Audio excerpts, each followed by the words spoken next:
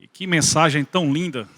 Nasceu Jesus, seu berço foi uma manjedoura lá em Belém. Eu não sei se você concorda comigo, mas esse nome manjedoura parece até uma coisa chique, para aquilo que realmente foi o lugar onde ele nasceu. Estava conversando com um irmão hoje sobre isso. Manjedoura é o lugar onde os animais comem, né? Então, na verdade, ele nasceu, foi num comedouro cheio de capim, numa condição que, com certeza, eu faria todo o possível para que meu filho não nascesse. Mas o Rei da Glória, o Rei dos Céus, o Filho de Deus, o Messias prometido, nasceu nessas condições. Quanta glória e quanta humildade. Vamos falar um pouco sobre isso. A mensagem de hoje, dentro do contexto da nossa jornada de fé, que é a série de mensagens que a gente está desenvolvendo esse mês de dezembro, enfatizando, por óbvio, o Natal.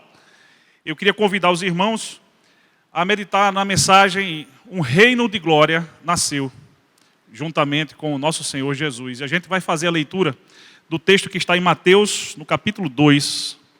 Nós vamos ler do versículo 1 até o versículo 6. Mateus 2, do 1 até o 6.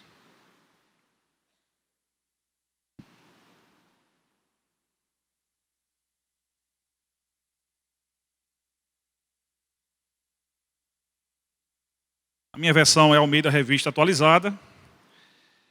E nessa versão o texto diz o seguinte: Tendo nascido Jesus em Belém da Judeia, em dias do rei Herodes, eis que vieram os magos do Oriente a Jerusalém e perguntavam: Onde está o recém-nascido rei dos judeus?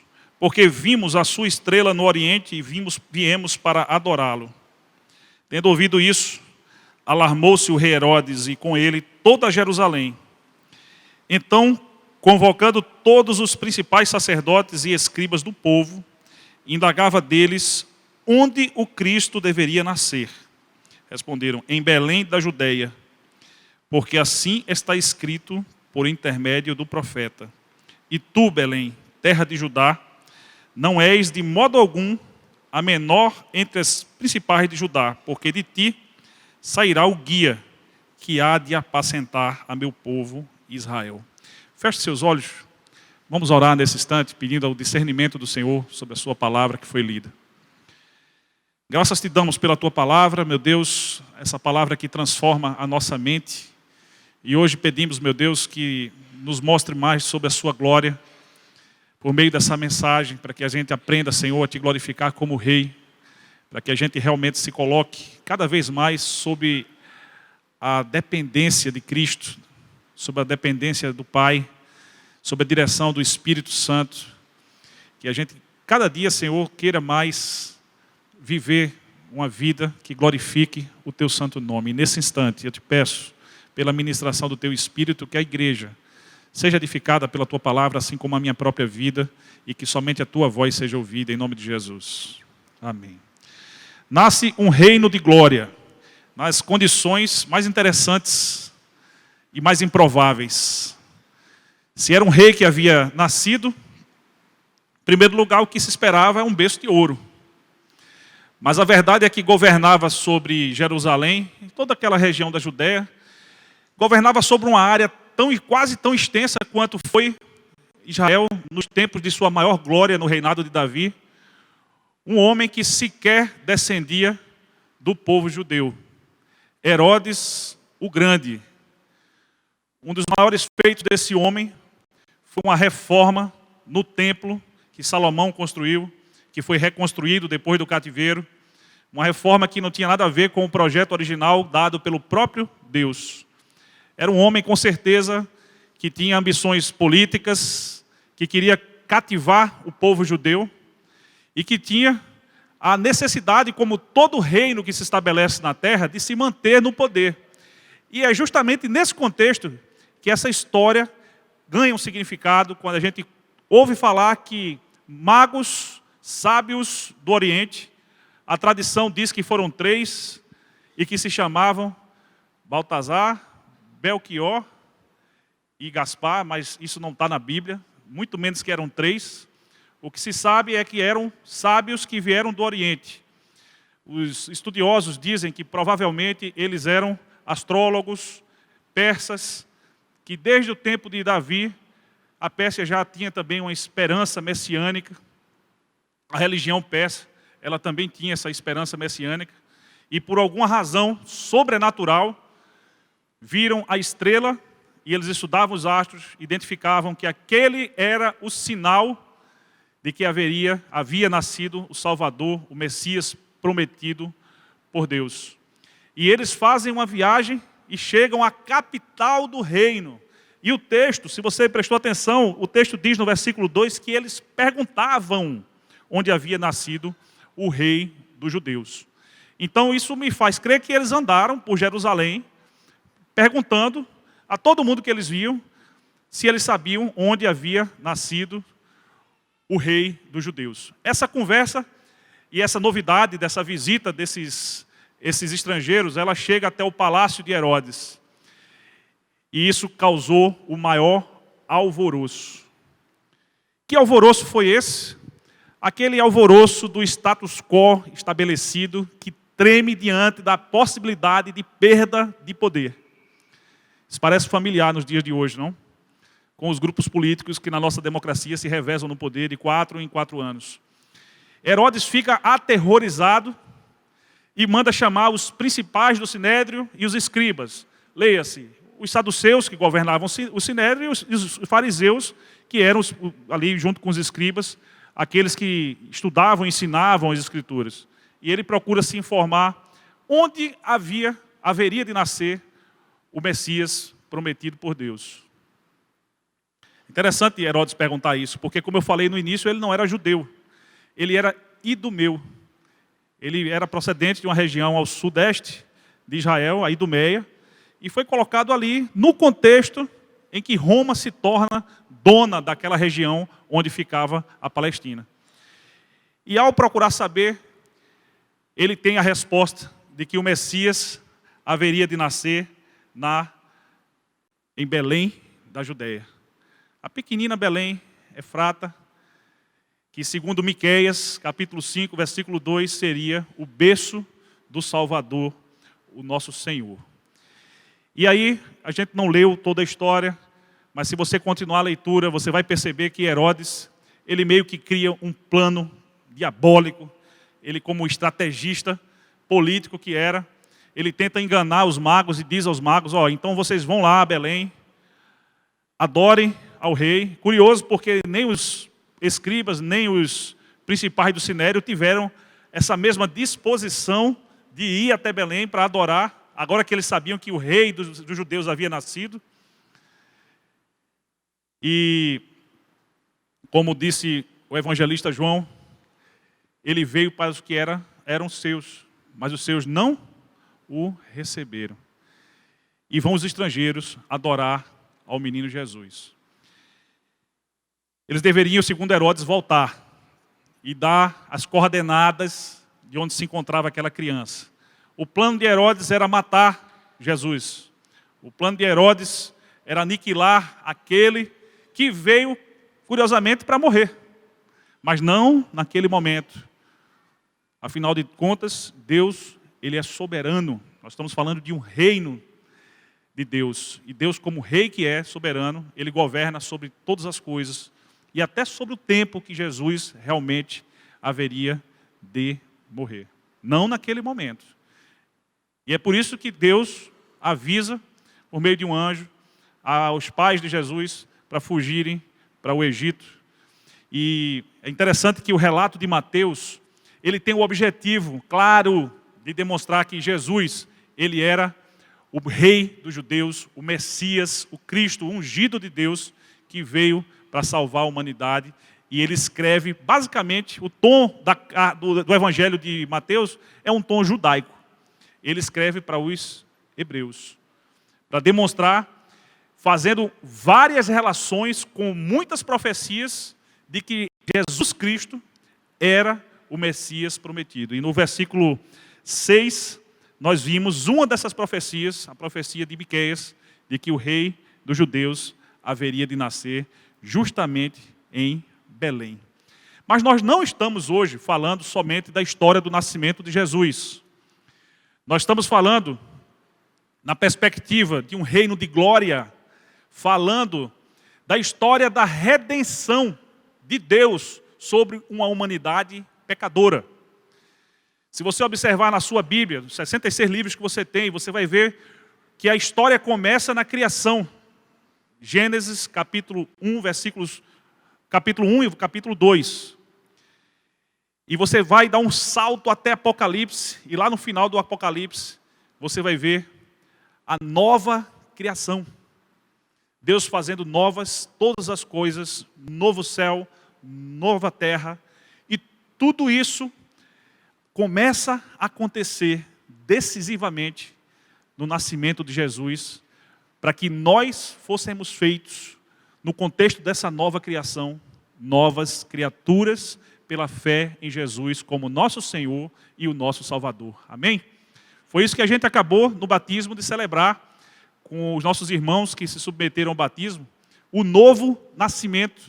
E isso está dentro de um contexto de uma nova ordem, de uma nova criação, que se você prestar bem atenção na palavra de Deus, especialmente nos últimos capítulos ali de Apocalipse, você vai ver que são promessas de coisas que acontecerão, e tudo que aquilo que Deus prometeu vai se cumprir. Nem tudo que a gente pede, Ele vai dar. Mas tudo que for da vontade dEle, assim como nos ensinou o nosso Senhor Jesus. E é da vontade de Deus que essa humanidade seja redimida. E Deus dá um passo decisivo na redenção da humanidade, dando o seu Filho, aquele que foi profetizado, como disse o pastor Alberto, hoje, pela manhã, no proto-evangelho, Gênesis 3, versículo 15, quando Deus promete ao primeiro casal, ao casal pecador original, Adão e Eva, uma descendência que esmagaria a cabeça da serpente, ao custo de ser ferido no seu calcanhar. O que simboliza que haveria que esse esmagamento de causar dor e sofrimento para aquela descendência que Deus providenciaria para pagar o preço pelo pecado que foi cometido ali no Éden. E essa descendência, meus irmãos, na história da redenção de Deus, ela vem da pessoa de um homem, aliás, de um casal, Abraão e Sara, até então chamados Abrão e Sarai, que viviam onde?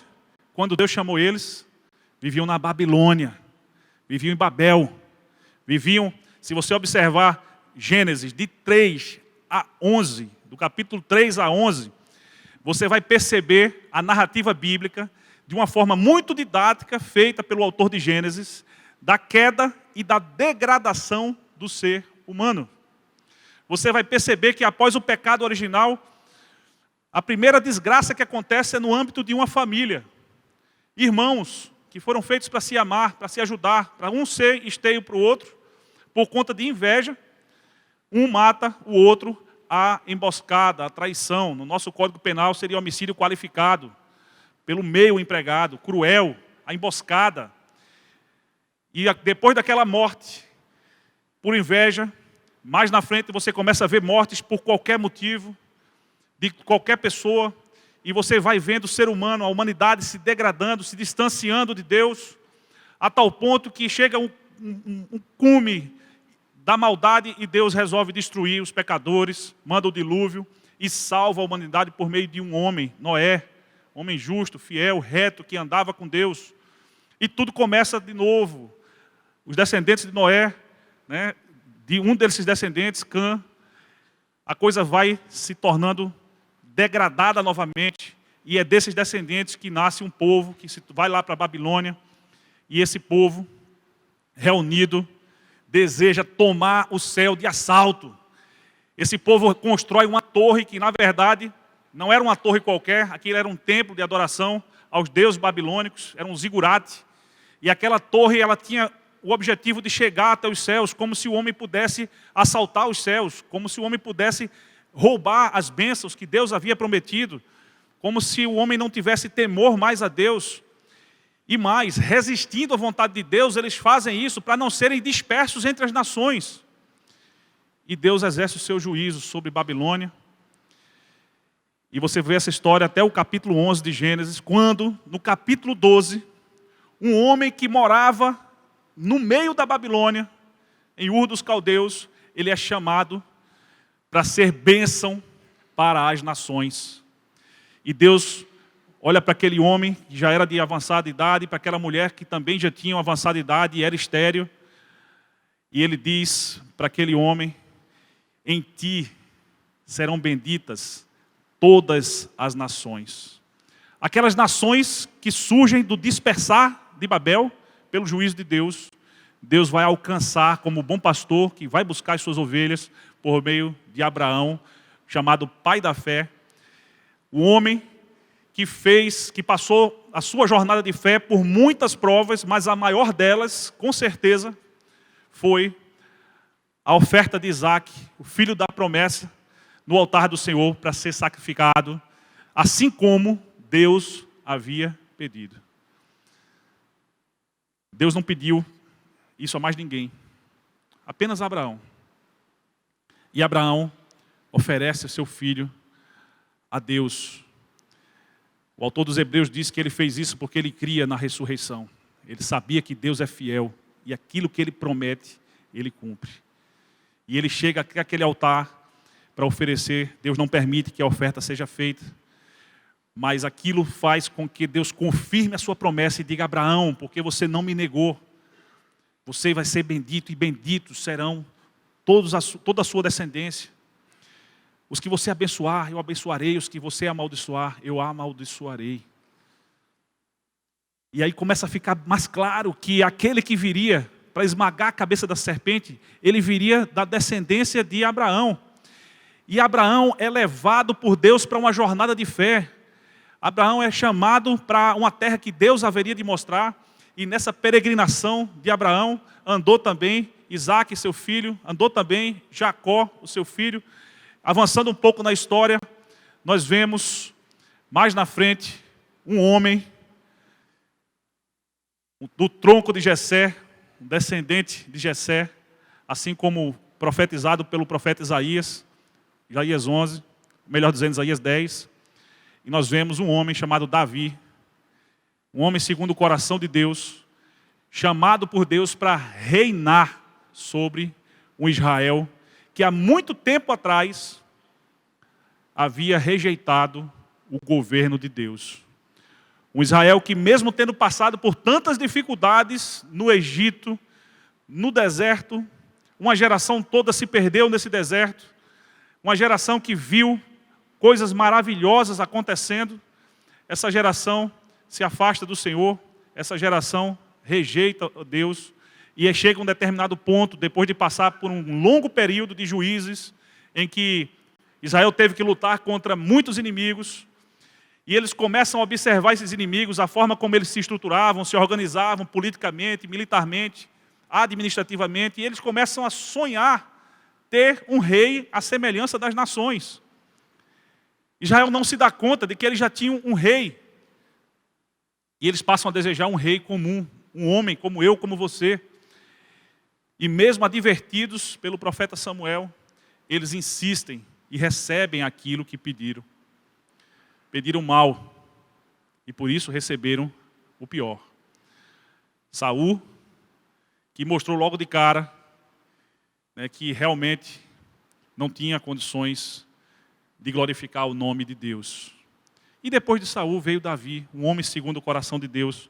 E desse homem viria então o prometido Salvador, o Messias. O evangelista Mateus, ele dá ênfase, e ele começa no capítulo 1, versículo 1, falando da genealogia de Jesus, o filho de Davi, filho de Abraão.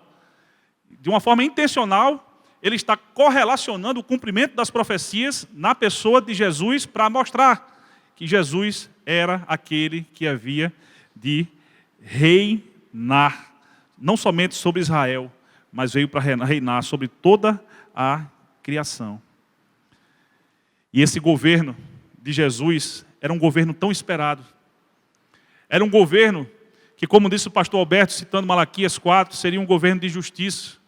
Ele foi predito como o sol da justiça, que converteria o coração dos filhos aos pais e dos pais aos filhos, aquele que colocaria todas as coisas em ordem, aquele que viria para restaurar a humanidade caída, e não somente a humanidade, a terra, a criação que geme, aguardando ansiosamente a consumação das promessas de Deus por meio dos seus filhos. E esses filhos, essa descendência de filhos de Deus que viriam a partir do seu Filho unigênito, que ele, sim, foi entregue como oferta, deu sua vida por nós, para que nós tivéssemos livre acesso a Deus.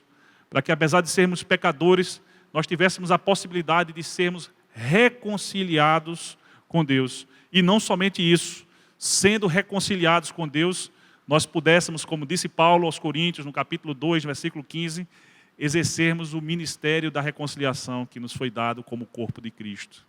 Essa história da redenção é uma história maravilhosa que foi predita pelo autor de Crônicas. O pastor Alberto citou o texto pela manhã, fiquei impressionado com as citações que o pastor Alberto fez, que coincidiram com os textos que eu tinha escolhido para a mensagem de hoje à noite, e isso não foi coincidência.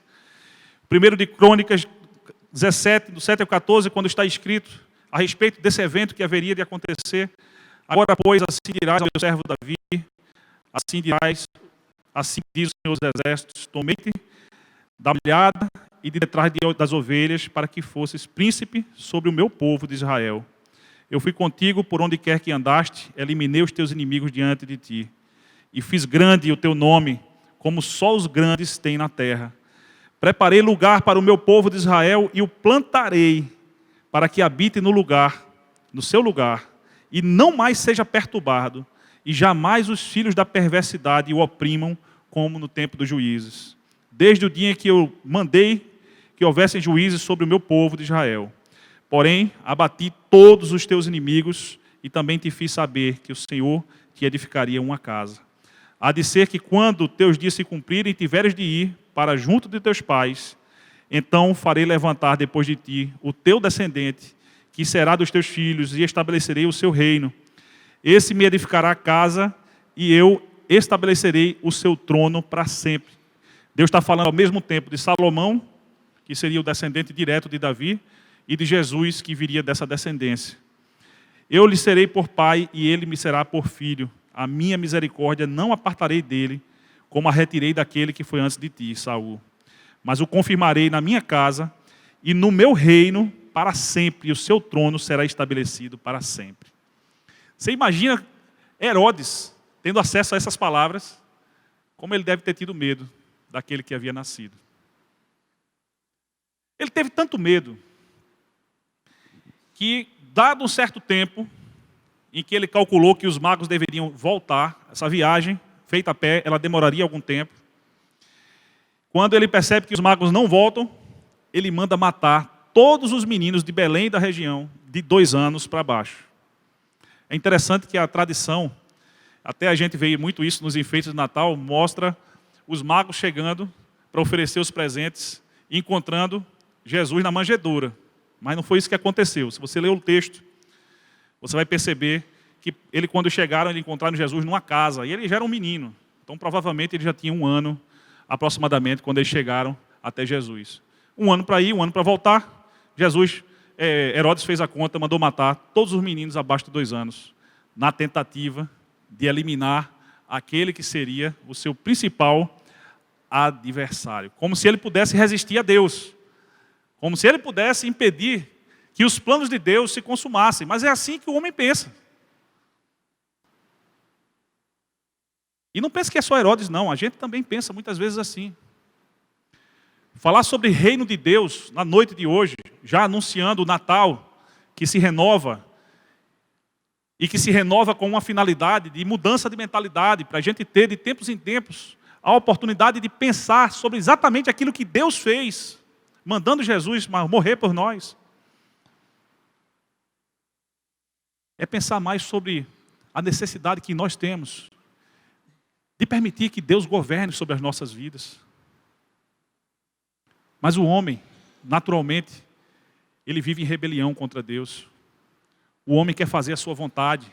Assim era o caso de Herodes. Herodes quis se rebelar contra Deus e traçou estratégia mas não deu certo. E não deu certo porque Deus havia estabelecido que seria de uma forma diferente. E Deus fez valer a sua vontade. Se você quiser saber mais sobre o testemunho que os profetas davam a respeito desse rei, cujo reinado foi prometido lá no livro de 1 de Crônicas também, no livro de Samuel, você pode recorrer a Daniel, quando no capítulo 2, versículo 44, lá na Babilônia, olha, a Babilônia novamente, Daniel interpreta um sonho do rei Nabucodonosor. No sonho, o rei havia tido uma visão de uma imagem, e Daniel tem o discernimento de Deus de que aquela imagem significaria uma sucessão de reinos que seriam estabelecidos na terra, os maiores reinos. Quando a gente olha para trás e lê o livro de Daniel, a gente percebe que Daniel estava se referindo, no final do sonho, a parte mais baixa da estátua, a Roma e aos reinos que viriam depois de Roma. E Daniel, no capítulo 2, ele diz, naqueles dias, o Deus do céu suscitará um reino que jamais será destruído. Este reino não passará a outro povo.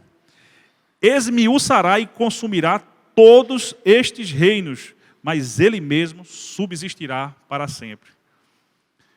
Eu começo a ter ainda mais entendimento de que por que Herodes temia tanto esse rei. A profecia dizia que ele esmagaria todos os outros reinos, além de ser um reinado perpétuo. Jeremias 23:5 disse: eis que vem dias, diz o Senhor, em que levantarei a Davi um renovo justo. O rei que reinará e agirá sabiamente e executará o juízo e a justiça na terra. Um reino justo, totalmente diferente dos reinos humanos. E Deus advertiu isso ao povo desde o princípio, quando ele mandou Samuel dizer: vocês querem um rei para vocês, mas esse rei, ele vai cobrar tributos pesados de vocês. Os filhos de vocês vão para a guerra servir a esse rei. Vocês vão perder desses filhos. Vocês vão perder parte do que vocês produzem, porque ele será injusto. Israel preferiu esse tipo de rei. Não é à toa que apenas os estrangeiros foram visitar Jesus em Belém. Você pode também, usando novamente o próprio texto que foi citado aqui por Mateus, Miqueias, no capítulo 5:2, quando disse: e tu, Belém Efrata, pequena demais para figurar como um grupo de milhares de Judá, de ti me sairá o que há de reinar em Israel. Mateus, ele cita aquele que guiará o meu povo. Miqueias dizia: aquele que reinará em Israel e cujas origens são desde os tempos antigos, desde os dias da eternidade. O Filho de Deus, ele já tinha a glória de Deus antes mesmo de nascer. Mas ele abre mão da sua condição e se torna um de nós, com uma finalidade, a finalidade de reconciliar a humanidade com Deus. A finalidade de fazer com que os preceitos de Deus, aquilo que Deus estabeleceu para que andássemos nos planos dele, nos propósitos dele, realmente a gente quisesse, a gente assumisse o firme propósito de querer isso para as nossas vidas. E isso significa se submeter a Jesus como Senhor.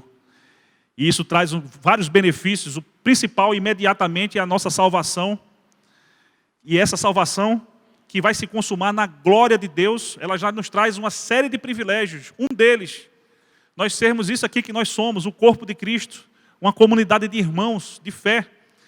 E numa comunidade como essa, meus irmãos, nós temos a bênção, por exemplo, de quando nós somos estrangeiros, entre aspas, quando a gente vem de fora, Fabiana, de a gente reencontrar aqui uma família. E eu já tive essa oportunidade de passar alguns anos morando fora do meu estado, longe de pai, de mãe, de todo mundo, e ali encontrar o corpo de Cristo e ser recebido como uma família. Me lembro muito bem da noite que eu cheguei no estado do Amapá, pedindo a Deus, em primeiro lugar, uma igreja para congregar. Eu estava indo ali por uma razão de trabalho, mas foi na igreja que eu soube onde é que ficava o meu trabalho. E naquela mesma noite, com o meu coração triste, por estar longe de todos os meus, à noite eu ceei, jantei, lá no Marco Zero, bem pertinho da linha do Equador, com 14 irmãos em Cristo, que me acolheram como família e que cuidaram de mim. Isso vem de Deus, isso é reconciliação.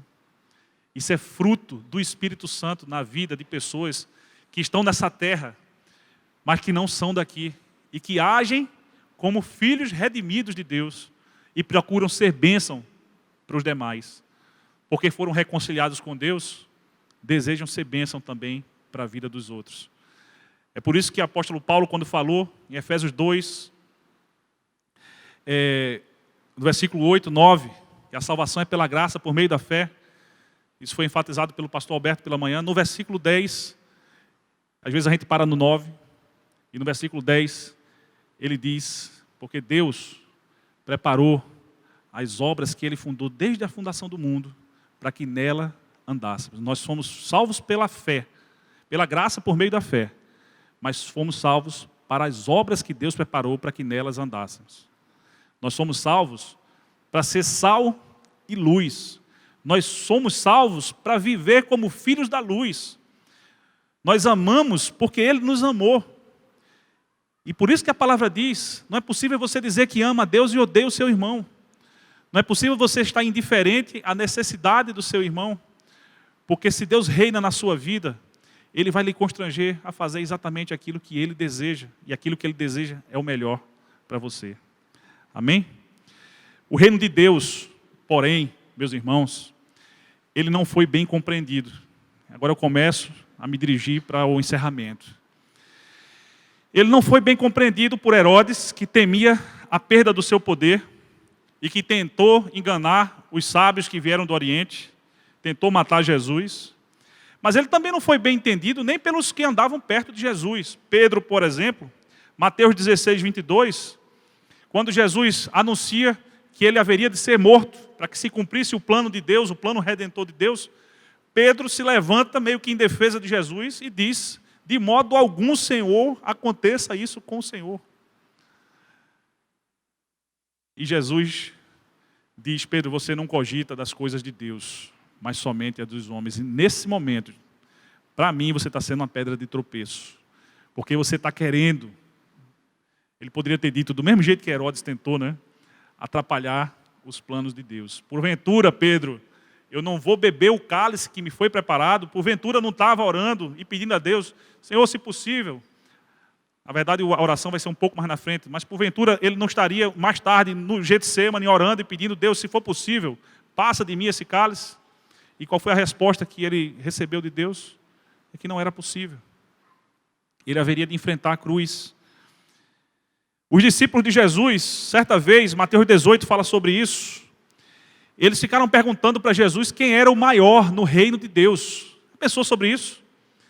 A preocupação dos discípulos.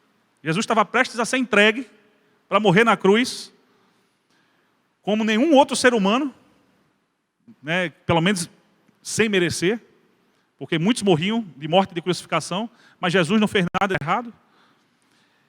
E os discípulos estavam perguntando, quem é o maior no reino dos céus? Eu imagino os discípulos querendo saber quais eram os requisitos para ver se encaixava nessa condição, né? Botar o currículo lá para ser o maior no reino dos céus. A resposta de Jesus, Jesus toma uma criança e diz assim aos discípulos, se vocês não se converterem e vocês não se converterem dos seus maus caminhos e se tornarem semelhantes a essa criança, nem entrar no reino dos céus, vocês vão. Eu me lembro também de Tiago e João, quando Jesus anuncia pela terceira vez que ele estava para ser morto. Aí chega a mãe de Tiago e João, a mulher de Zebedeu, e vem pedir, com a licença poética, né, do pregador, um cargo comissionado para os seus filhos no reino de Deus. Ela não pediu isso não, tá? Isso é por minha conta. Mas ela vem pedir um lugarzinho ao lado direito e ao lado esquerdo para os filhinhos dela. E aquilo causa uma indignação. Os outros 10 ficaram revoltados com aquilo ali. Mas na continuação do diálogo, que você vai ver em Mateus 20, a partir do versículo 20, Jesus começa a questionar aquela bobagem que eles estavam pedindo, e ele diz assim, por acaso vocês não sabem nem o que é que vocês estão pedindo? Vocês podem beber do cálice que eu vou beber? E eles dizem sem a menor dúvida. Podemos, estamos dentro. Queremos beber esse cálice. Se for para estar do seu lado direito, do seu lado esquerdo, a gente está junto. E Jesus já disse, até vocês vão beber desse cálice. Querem dizer o seguinte, vocês também vão sofrer bastante, por amor de mim. Agora, sentar à minha direita e à esquerda, compete ao Pai. E Pilatos? Pilatos, quando foi... João 18 fala do julgamento de Jesus. Quando teve Jesus diante dele, Pilatos, me lembra um pouco a reação de Herodes, né? Naquele momento não reinava mais o grande Herodes, mas sim o filho dele em uma parte daquilo que era o reino do pai. Justamente a Galileia, Herodes Antipas. Estava Herodes Antipas lá em Jerusalém e Pilatos. E a primeira coisa que acontece é Pilatos, quando tem um contato com Jesus, ele pergunta para Jesus, és tu o rei dos judeus? Ora, Pilatos era um funcionário de Roma. Onde é que já se viu falar de rei dos judeus se a Palestina pertencia ao Império Romano? Então, se Jesus dissesse sim, com certeza, a morte dele estava decretada, porque seria uma ameaça, um crime contra César. Jesus, com muita sabedoria, explica para Pilatos que o reino de Jesus não era desse mundo. Pilatos não encontra problema nenhum em Jesus, manda para Herodes Antipas. E fica um jogando para o outro. Quando chega lá em Herodes Antipas, Herodes olha para Jesus, também não entende muito bem esse reino. E ele não vê nada de rei em Jesus. Então ele manda vestir Jesus com uma roupa lá brilhante e devolve para Pilatos. Essa história termina com a morte de Jesus, mas não termina somente com a morte. Porque depois da morte, ao terceiro dia, ele ressuscitou, mostrando que é possível ao ser humano vencer todos os seus inimigos, até mesmo a morte. E nós temos livre acesso à vida eterna que ele veio nos oferecer por meio, como disse Paulo, da fé. E nós recebemos isso gratuitamente, mas recebemos com uma finalidade. Essa finalidade não foi bem entendida pelo primeiro casal lá no Éden, quando foi estabelecido no Jardim de Delícias para cuidar da criação, para abençoar a criação, para zelar pela criação, para preparar o terreno para que o cumprimento dos planos de Deus acontecesse. Aquele casal não entende nada e começa a se desviar dos caminhos do Senhor, no momento em que a mulher, que no meu modo de ver, não conhecia bem a palavra de Deus, ela dá a resposta errada para a serpente, e a serpente engana ela, e ela olha para o fruto proibido, e deseja aquele fruto proibido, e o pecado se instala no seu coração, e a glória de Deus, no momento da desobediência, ela desaparece, e aquele casal que foi feito à imagem e semelhança de Deus, para governar sobre a criação, com sabedoria, com discernimento, com zelo. A primeira coisa que acontece, aquele casal se envergonha da sua própria condição e foge da presença de Deus e se esconde. E é Jesus que vem fazer o caminho de restauração. A palavra nos diz que por um homem entrou o pecado no mundo, mas por um homem o mundo foi salvo. Adão falhou no seu projeto, na missão de Deus. Cristo veio para consertar o erro, mas não somente isso. Ele veio para que a gente tivesse consciência da grande bênção, das grandes bênçãos que consistem num relacionamento de pai e filho.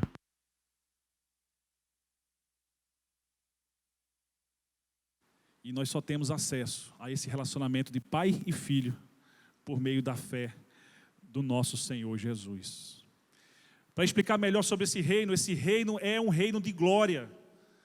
Apesar da manjedoura, apesar de Jesus ter sido rejeitado, apesar das pessoas mais importantes verem ele como uma ameaça, esse reino é sim um reino de glória, pelo simples fato de que esse reino foi estabelecido a partir do momento em que Jesus veio para glorificar o nome do Pai. Jesus não veio para fazer a sua vontade, Ele veio para fazer a vontade de Deus, e isso é glorificar o nome de Deus.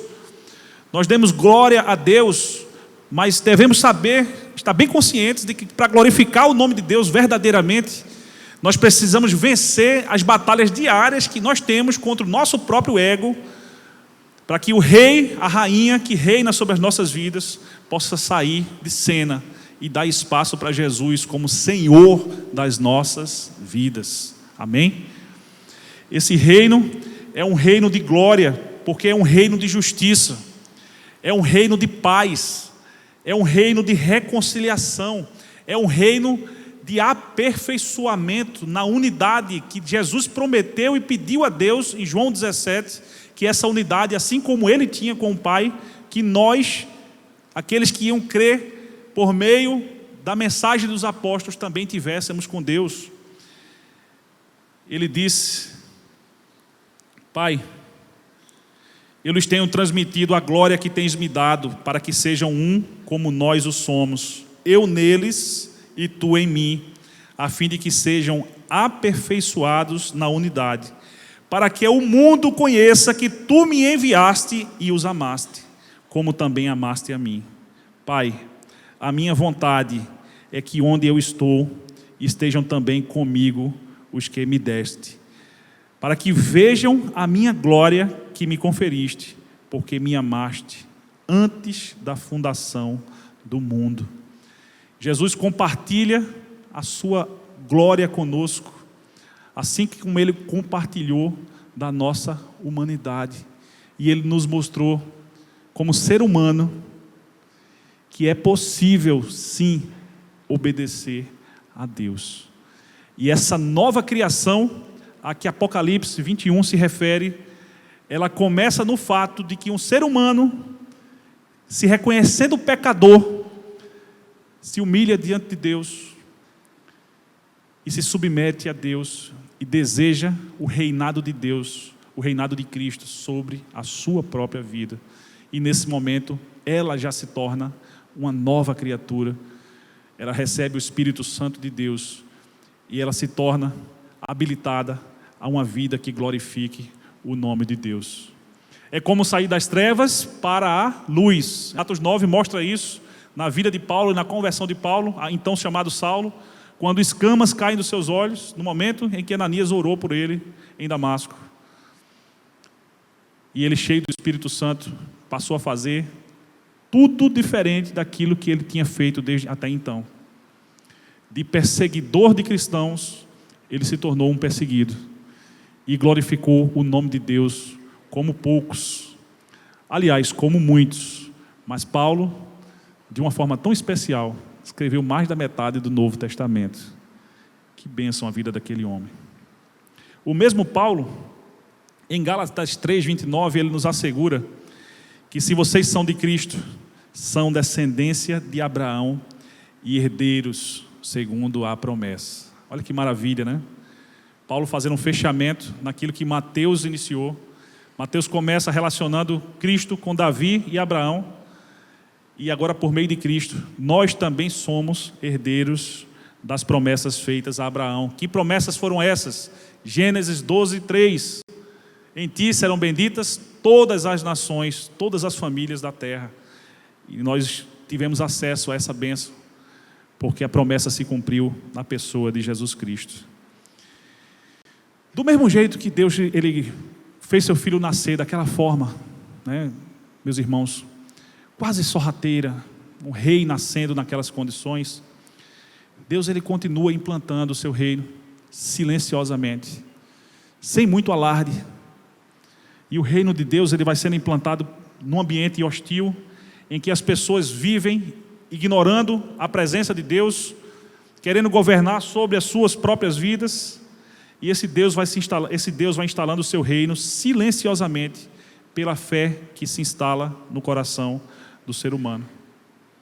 O ser humano recebe esse reino no momento em que ele decide submeter-se e seguir a Deus, andar nos caminhos de Deus, a glorificar a Deus como Rei da sua vida. Com isso ele recebe várias promessas de Deus, alguns benefícios são imediatos, inclusive se tornam co-herdeiros com Cristo, da glória de Deus. E isso é uma visão maravilhosa, totalmente diferente de tudo aquilo que a gente pôde experimentar aqui na terra e aquilo que a gente tem experimentado. As promessas de Deus são maravilhosas demais. Aquilo que Deus promete para a gente é chegar junto dele no lugar e viver com ele, num lugar onde não haverá mais dor. Aqueles que se levantaram hoje aqui para orar, interceder a Deus, podem imaginar o que é viver num ambiente em que não haja mais doença, nem luto, nem morte. E você viver para sempre com Deus, experimentando a glória dele. Deus chama seus filhos para um estilo de vida redentor. Reino de Deus é isso. Os redimidos vivem como redimidos, para que vivamos como cidadãos do reino de Deus. Paulo em Romanos diz que a criação aguarda por isso. A criação geme, aguarda ansiosamente a manifestação dos seus filhos. Deus está nos chamando hoje. Ele já chamou muitos de nós, mas com certeza hoje no nosso meio há pessoas que nunca experimentaram o reino de Deus nas suas vidas. Deus está nos chamando hoje a todo aquele que jamais experimentou esse reinado, para dar um passo de fé na noite de hoje. Não apenas medite sobre o Natal, que o Natal se torne uma realidade na sua vida, quando aquele que veio para governar sobre toda a criação, você permita que ele governe também sobre a sua vida. E aqueles que já tomaram a decisão com Cristo, nesse momento são exortados a viver esse estilo de vida redentor que os identifica como filhos de Deus. Feche seus olhos, baixe sua cabeça. Vamos orar nesse instante. Deus amado, muito obrigado, Pai, porque no seu plano maravilhoso de redenção, de restauração, de uma criação que se tornou caótica pela desobediência da humanidade, Senhor, de uma criação que se tornou distante do Criador, que se colocou numa posição inalcançável a Ti. Tamanho o abismo que os nossos pecados